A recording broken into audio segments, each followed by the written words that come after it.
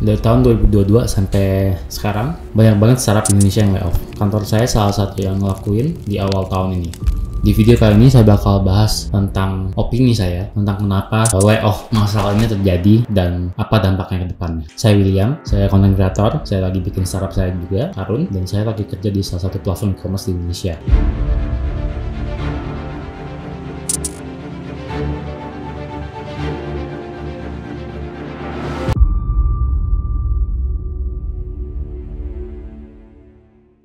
Jadi ada banyak hal yang mempengaruhi layoff masalah ini, terutama di industri startup ya, yang kita perlu aware. Tanpa mendiskreditkan perusahaan-perusahaan melakukan layoff, saya ngerasa layoff ini memang perlu dilakukan karena banyak perusahaan yang secara fundamental tuh, terutama di startup, kurang bagus dan kondisi ekonomi sedang tidak baik. Salah satu alasan paling gedenya adalah, terutama buat startup-startup yang mungkin masih belum menemukan profitability, itu kenaikan dari suku bunga dari US. Bayangin kayak selama ini suku bunga di US itu sangat rendah, bahkan menyentuh 0% di masa kejayaannya. Dengan artinya orang tuh dengan gampang bisa minjem duit US. Yang artinya juga perlu instrumen-instrumen yang lebih menarik karena instrumen yang ada di US tuh returnnya lebih kecil karena udah stabil banget ekonominya pada zamannya. Makanya banyak investor-investor yang masuk ke market-market yang sifatnya lebih high return lah dibilang. Salah satunya Indonesia. Atau kalau kita mau lebih spesifik, landscape startup Indonesia. Pada zamannya banyak banget dana-dana yang masuk ke Indonesia karena emang duit investor lagi berlimpah. Dan startup Indonesia kadang terlalu mengandalkan uang investor untuk membuat bisnisnya bertumbuh gitu, dengan hire banyak orang, dengan ekspansi produk, ekspansi marketing, dan sebagainya gitu.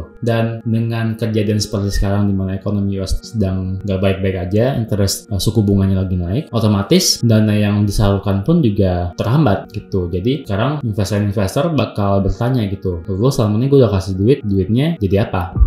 Nah, mentality ini berimbas ke nggak bisa hiring sembarangan lagi, nggak bisa ekspansi produk sembarangan lagi, nggak bisa keluar marketing sejor-joran itu. Gitu. Bayangin pada zaman kemasan kita tuh kayak, kalau saya paling ngerasain pas zaman kemasan tuh kayak order makanan. Itu kayak semua platform berlomba-lomba ngasih makanan ya diskon. Kayak enak banget tuh, kayak modal setiap kali makan kan cuma keluar 20.000 lah, udah dapat makanan yang harusnya harganya 50.000 pada zamannya. Dan itu tanpa ongkir dianterin lagi, enak banget. Tapi sekarang udah nggak bakal bisa kayak gitu karena ditanyain profitability-nya mana gitu. Jadi kenapa sih butuh profitability? Ini section kedua. Bayangin kayak kalau teman-teman suka baca valuasi. Let's say kita misalnya bilang valuasi sebuah perusahaan untuk series seed series itu mungkin bisa di range sekitar 10-30 miliar rupiah ya. Kalau misalnya perusahaan yang udah gede kayak yang udah IPO mungkin bisa kayak TT-an. Kita ngomongin perusahaan-perusahaan biasa aja deh, yang kalau misalnya series A itu valuasinya 100 miliar rupiah. Biasanya valuasi itu dikaitkan dengan, kalau di perusahaan biasa tuh profitabilitasnya. EBITDA-nya tuh berapa kali dari valuasinya sih, EBITDA per tahunnya. Biasanya normal mungkin sekitar kayak 5 kali juga udah tinggi, ada yang 20 kali gitu. Kadang-kadang buat startup yang baru berkembang nih, bahkan mereka nggak punya EBITDA, bahkan mereka nggak punya profit gitu. Bahkan di Indonesia pun scene-nya masih banyak perusahaan startup yang udah IPO yang ruginya masih gede banget, yang ruginya masih di atas dari pendapatan yang dia punya. Tentu dipertanyakan dong, dengan uang yang sulit beredar sekarang, investasi yang sulit beredar, gimana cara lu bisa sustain, gimana cara lu bisa membuat lebih banyak uang dari yang lu spend, karena udah diprediksi kayak makin ke depannya bakal makin susah gitu. Dan gimana caranya lu bisa mempertanggungjawabkan lah si spending ini yang begitu banyak ini. Makanya kebanyakan company startup ini melakukan analisis tuh untuk nge-cut cost yang biasanya di-cut itu adalah cost yang non-essential. Jadi bisa aja kayak orang, bisa aja kayak produk, tergantung dari pengambilan keputusannya. Nggak ada yang sama lah semuanya. Kasus di saya sendiri aja, kayak saya dapat funding tahun 2020 awal, terus kayak resesi kayak gini, terus perusahaannya masih ada sekarang, statusnya dormant. Cuman saya sadar cost paling gedenya adalah saya sebagai orang yang, saya waktu itu nggak punya karyawan full time, jadi semuanya kayak kontrak atau part time. Cuma cost paling gede adalah saya. Jadi cara saya buat preserve di company adalah nge-lay off diri sendiri, dengan saya jadinya kerja full time. Jadi saya nggak perlu bergantung hidupnya dari startup saya yang belum menghasilkan uang itu. Dan jadinya saya mencari cara supaya saya bisa menghasilkan uang while at the same time kerja full time. Nah, ini cara saya yang dilakukan sama company yang mungkin lebih gede lagi scale-nya. Contoh misalnya company yang ada di e-commerce yang saya perhatiin, bukan cuma company yang saya kerja sekarang, itu stylenya adalah mereka coba lihat dari bisnis unitnya, mana bisnis unit yang sebenarnya profitable, yang perlu dipertahankan core-nya, mana bisnis unit sebenarnya sifatnya functional, supporting. Kayak kalau kita lihat di Indonesia deh, konstelasi e-commerce itu hampir semuanya udah kayak Shopee, TikTok Shop, Lazada, 3 yang paling gede ini, hampir semuanya udah punya presence di lebih dari satu country. Jadi yang biasanya dilakukan adalah streamlining dari sisi bisnis unitnya. Bisnis unit yang sifatnya functional tuh biasanya decentralized di satu country aja yang bisa serve banyak country. Misalnya kayak marketing, finance, procurement, dan sebagainya. Bisnis unit yang krusial yang harus ada di market lokal itu kayak yang handle seller, yang handle merchant, yang handle brand, BD-nya itu. Ini approach yang cukup umum yang dilakukan sama Facebook sama Google pas masuk ke Indonesia juga. Jadi tim lokal yang ada di sini biasanya tim lokal yang sifatnya client facing. Kalau tim lokal yang sifatnya kayak tech segala macam gitu ya centralized semuanya, nggak ada di lokal karena bakal lebih gampang juga ngurusinnya. Yang non essential itu bakal dipertanyakan kenapa harus di maintain,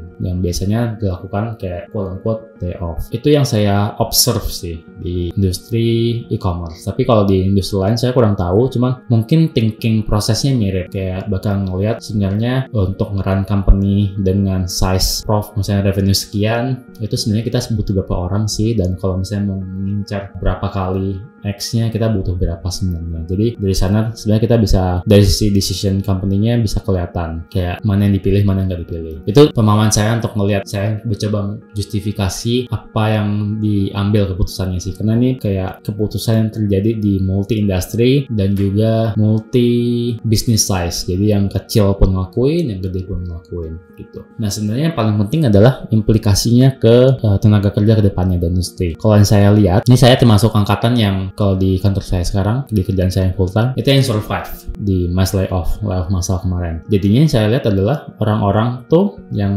di-expect tuh mereka punya skill yang lebih generalis. Dalam artian udah lewat tuh zamannya orang tuh spesialis cuma bisa satu doang. Karena kita di-expect buat bisa banyak hal dalam sekaligus. Tentu di-expect emang outputnya nggak bakal sebagus kalau kita jadi spesialis. Tapi emang company tuh butuh orang yang agile. Karena ngeliat sekarang kayak daya beli lagi turun, misalnya kayak investasi lagi turun, terus kayak kondisi mungkin agak sedikit stabil karena politik udah beres pemilu, tapi tetap aja kayak banyak uncertainty. Jadi kalau misalnya company tiba-tiba manuver strateginya, mereka butuh tim yang siap juga untuk melakukan eksekusinya. Nggak bisa bilang kayak, oh gue cuma bisa ini doang nih, gue nggak bisa nih kalau pindah ke sana nih. Itu menjadi less valuable lah di company, dan teman-teman harus kalau memang strateginya pengen bekerja, akan lebih valuable kalau bisa menjadi orang generalis yang lebih gampang pindah sana pindah sini. Kayaknya sih ini bakal berlangsung cukup lama kalau prediksi saya, sampai kondisi startup tuh lebih healthy, dalam artian mereka membuat profit yang lebih banyak dibanding cost yang dikeluarin. Sampai itu belum kejadian, itu bakal sangat sulit karena industrinya juga nggak bakal survive. Kayak kalau ngobrol sama beberapa teman-teman juga yang bikin startup dan ngobrol sama VC, landscape-nya juga beda gitu. Even di perusahaan-perusahaan yang kecil pun ditanyain kayak gimana caranya lu bakal profit. Ini tuh tanda bahwa industrinya itu udah shifting ke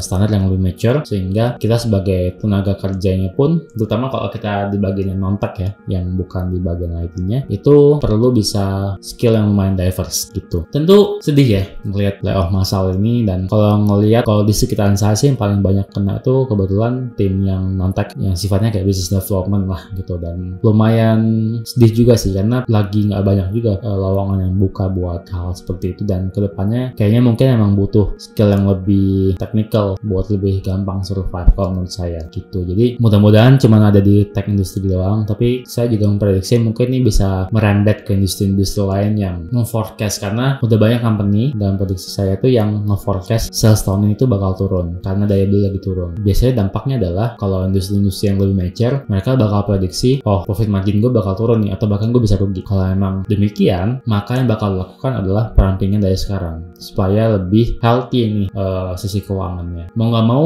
itu kenyataan yang terjadi sih di lapangan dan concern yang terjadi di semua karyawan sekarang. Jadi kerja pun kayak agak nggak enak lah gitu posisinya. Cuman yang bisa dilakukan adalah kalau saya pribadi ya tetap harus ada semacam side hustle-nya gitu, nggak bisa kayak cuma kerja doang. Kayak contohnya saya coba bikin YouTube, kayak ada freelance juga buat bantu ads bisnis gitu, bikin startup juga, kita lagi coba bikin ide produk baru gitu. Jadi harus ada hal seperti itu supaya kita nggak cuma bergantung ke satu source of income doang, yang jadinya kalau misalnya satu lumbungnya ini terganggu, kitanya lumayan kena nih. Itu sih menurut saya alasan kenapa terjadi layoff massal di Indonesia. Although menurut saya banyak juga perusahaan-perusahaan yang intensinya nggak bagus, kayak memanfaatkan tren ini buat nge-layoff padahal mereka mungkin kondisinya sedang baik-baik aja. Itu tentu nggak etis lah ya.